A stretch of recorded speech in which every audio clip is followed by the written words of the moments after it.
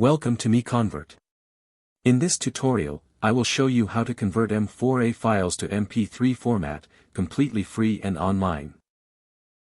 Open your browser and search for M4A to MP3 MiConvert.com. Click on the first result to go straight to the converter. You are now on the M4A to MP3 converter page. The interface is clean and easy to use. Let's upload a file.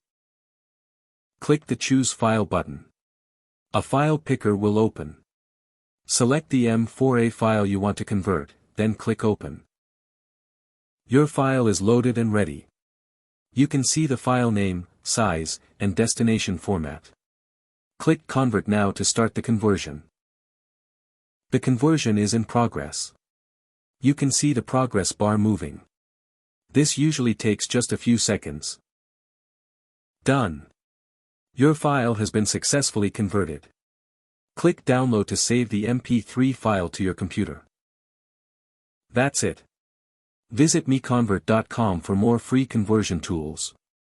Subscribe for more tutorials. Thanks for watching.